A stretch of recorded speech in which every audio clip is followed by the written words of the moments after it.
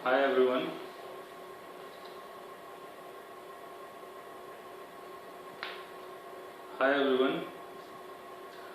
आज हम बात करेंगे करेंसी एक्सचेंज के बारे में, जिससे हम सारे लोग अफेक्टेड हैं, स्पेशली इंडिया में। क्या ये करेंसी एक्सचेंज जो हुआ है ये इस समय होना ही था, और जिनके द्वारा ये करेंसी एक्सचेंज हुआ है क्या उनको आना ही था? क्या इसमें ऊपर वाले की प्लानिंग भी है? शायद आम लोग इस चीज पे विचार कभी ना करते हैं, बिकॉज जो चीज होनी है ना वो पहले से ही प्रिप्लान्ड है।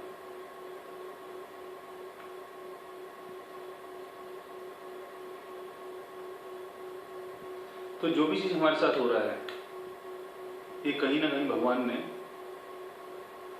अल्लाह ने, वाहिगुरु ने, जीसस ने हम लोगों के लिए पहले से ही लिख दिया है कि ये चीज होगी। और क्यों होगी, किसके द्वारा होगी, इस चीज पर हम चर्चा करते हैं आज। तो ये आप पीछे बोर्ड देख रहे हैं, इसमें 12 खाने बने हुए हैं, जिसे हम बर्थ चार्ट कहते हैं। एक्चुअली ये जो बर्थ चार्ट है ये पूरा यूनिवर्स है, ये खाली आपकी जन्म कुंडली नहीं है, ये पूरा ब्रह्मांड है। ये आपका ईस्ट है, फर्स्ट हाउस, जहाँ से सन उदय होता है। ये आपका वेस्ट है, जहाँ सन आपका अस्त होता है। ये आपका 10th हाउस है, जो कि मिड हेवन माना जाता है, जो मिड स्काई है आपका।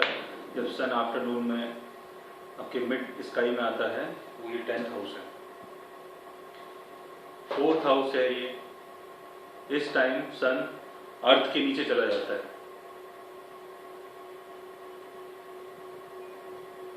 यानी ये पूरा यूनिवर्स है।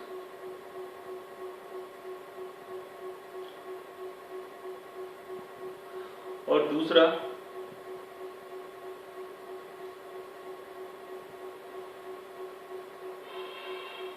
ये जो फर्स्ट हाउस है ये हमारी अर्थ है, यानी भूमंडल, जहां हमारा जन्म होता है।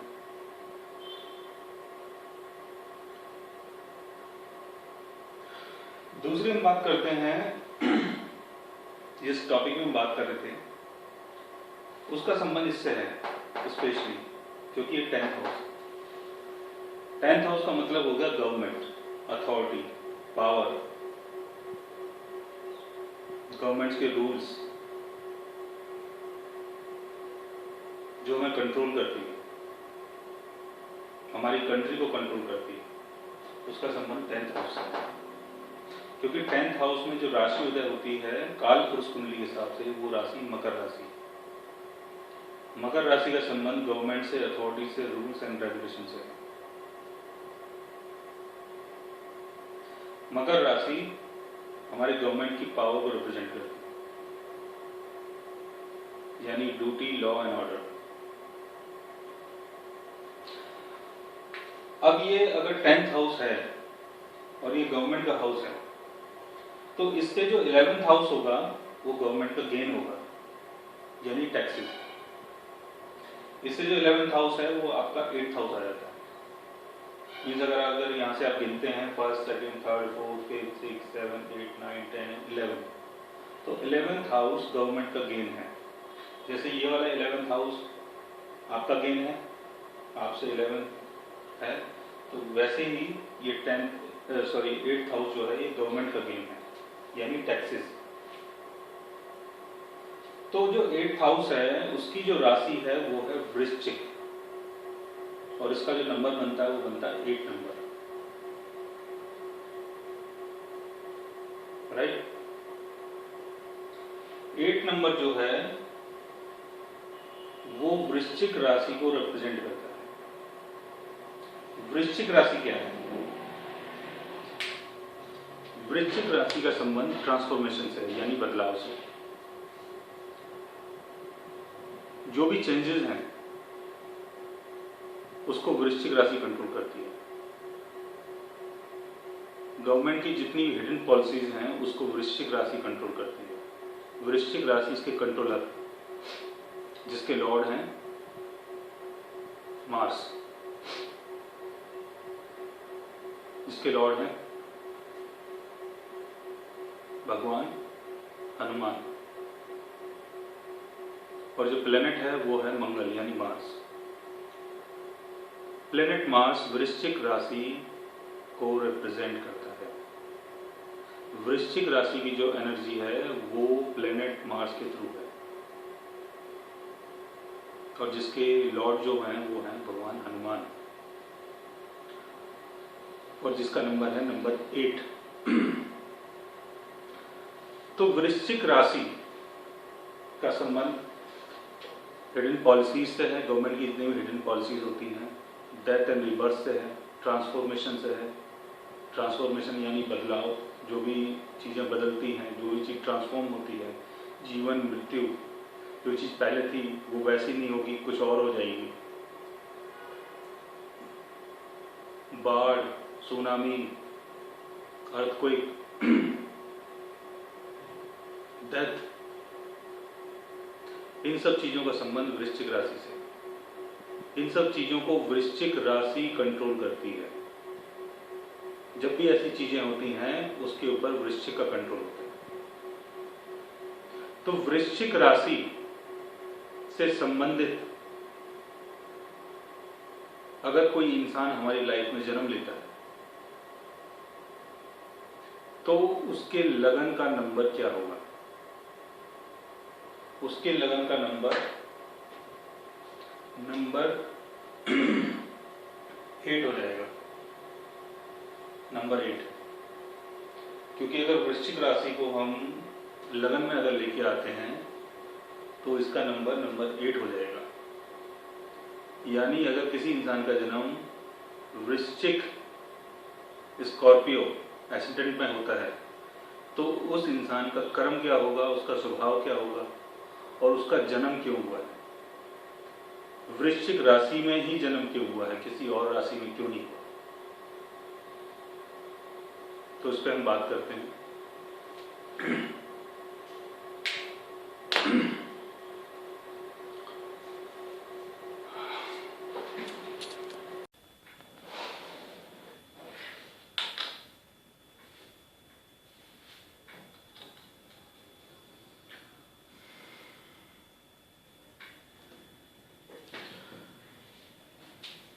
तो ये है वृश्चिक राशि, लगन की राशि वृश्चिक, और ये कुंडली है हमारे देश के प्रधानमंत्री श्री नरेंद्र मोदी जी की। नरेंद्र मोदी जी का जन्म वृश्चिक लगन में ही क्यों हुआ? अब इससे पहले की प्रक्रिया मैंने आपको समझाई थी। Government tax, hidden policies, transformation, और इनका जन्म 8 नंबर वृश्चिक लगन में हुआ है और 17 सितंबर 1950 में हुआ है। 17 को अगर हम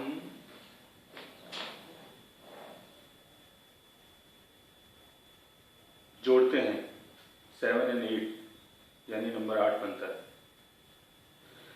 न्यूमरोलॉजी के हिसाब से जो नंबर 8 है वो शनि का नंबर है यानी सैटर्न का। वृश्चिक लगन का वृश्चिक राशि का जो को लॉर्ड है यानी 8th हाउस का जो को लॉर्ड है मंगल के साथ वो शनि है, क्योंकि 8th हाउस जो है वो डेथ को रिप्रेजेंट करती है। और जो डेथ है उसके जो लॉर्ड हैं वो हैं भगवान शनि।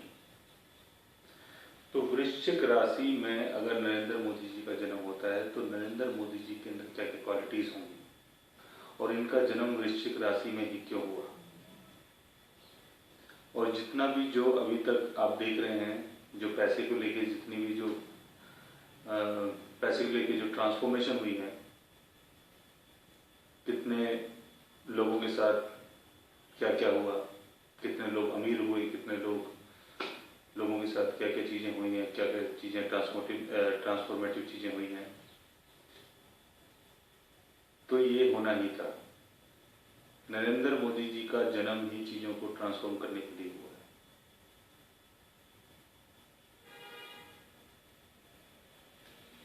इनका जो जन्म हुआ है वो ऊपर वाले ने इसीलिए किया है कि समाज में एक बदलाव लेके आए।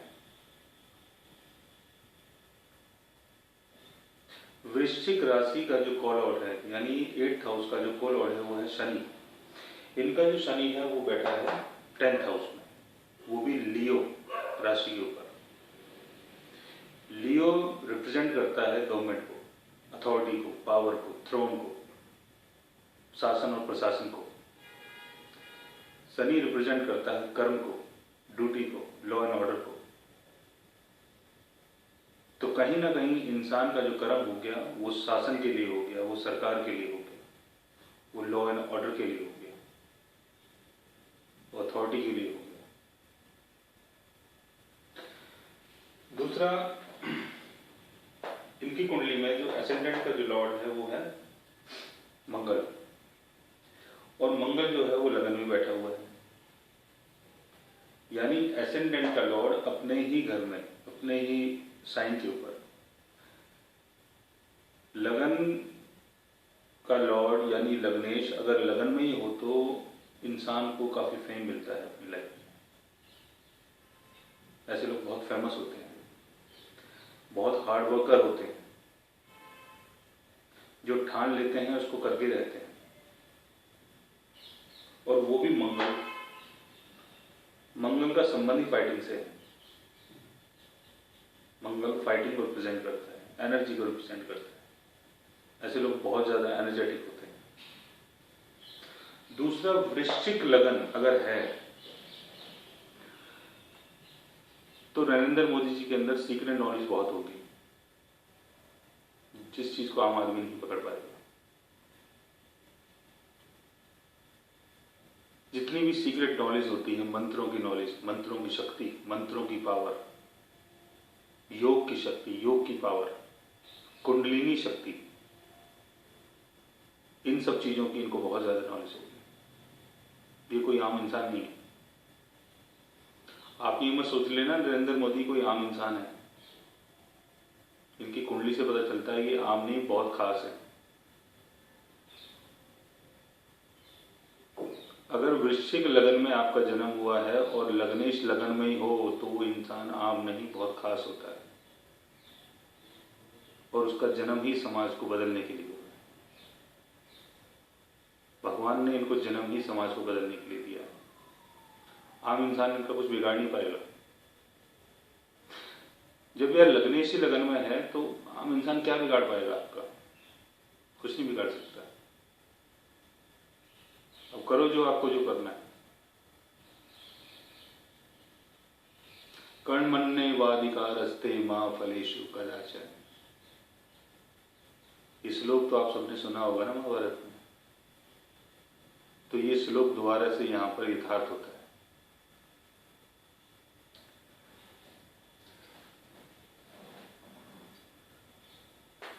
दूसरी चीज, चंद्र जो है इनकी कुंडली में भाग्येश का स्वामी है, यानी भाग्य का स्वामी है चंद्र।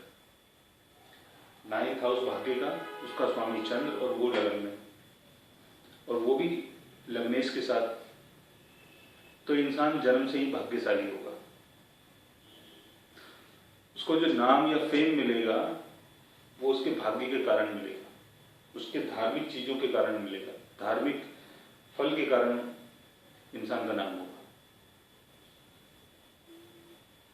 शनि इनकी कुंडली में 4th हाउस और 3rd हाउस का लॉर्ड है। 4th हाउस रिप्रेजेंट करता है देशभक्ति को।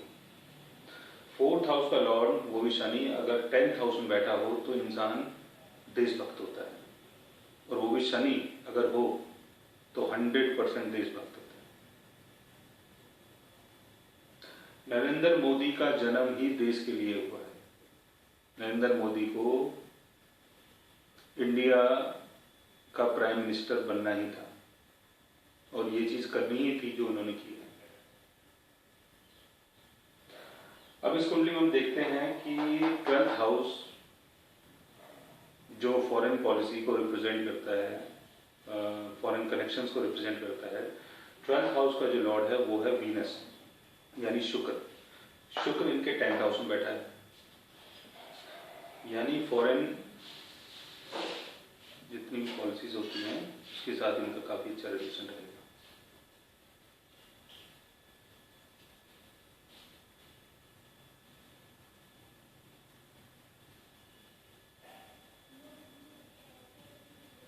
जितने भी विदेशी लोगों से जो रिलेशंस होंगे उनके बहुत अच्छे होंगे। फॉरेन पॉलिसीज के कारण इनका काफी नाम और फेम होगा, काफी सम्मान होगा और इन्हें बाहर से बहुत ज्यादा गेन मिलेगा, क्योंकि जो 12th हाउस है उसका जो लॉर्ड है वीनस वो अपने से 11th हाउस में बैठा है, यानी फॉरेनर्स से गेन, विदेशियों से गेन, बाहर रहने वाले लोगों से गेन और फायदा। इसके कारण इनका सम्मान भी बढ़ेगा, क्योंकि ये सम्मान का क्षेत्र है, शुक्र जहां बैठा है।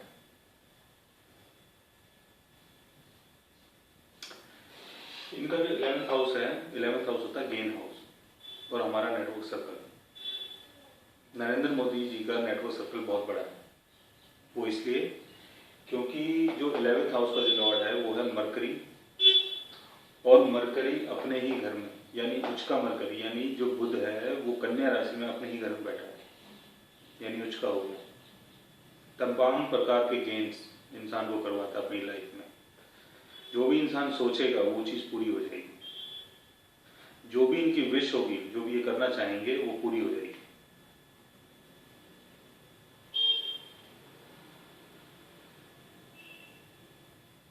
दूसरा इनका राहु 5th हाउस में बैठा है। राहु अगर 5th हाउस में बैठता है तो चिल्ड्रंस को लेके प्रॉब्लम देता है, इनकी कोई संतान ही नहीं।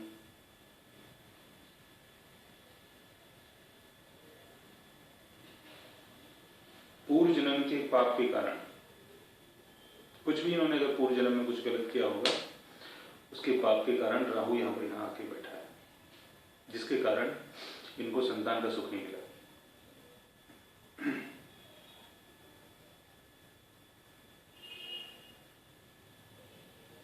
केतु इनका 11th हाउस में बैठा है।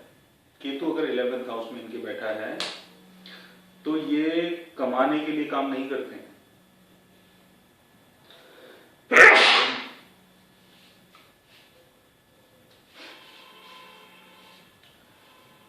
इनको कमाई की कोई भूख नहीं है, इनको कोई लालच नहीं है, पैसे से डिटैच है। हेलो, कर रहा हूँ जरा रिकॉर्डिंग में, हूँ बीच में ही करता हूँ।